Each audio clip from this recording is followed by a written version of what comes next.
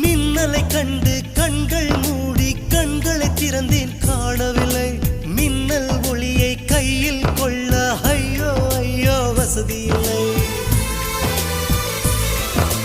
என்னை நோக்கி சிந்திய மழைத்துளி எங்கே விழுந்தது தெரியவில்லை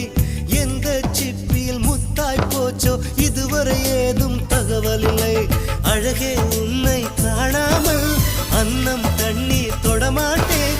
ஆகாயத்தின் மறுபக்கம் சென்றால் கூட விடமாட்டேன் உன்னை காணும் முன்னே கடவுள் வந்தாலும் கடவுளை தொழ மாட்டேன்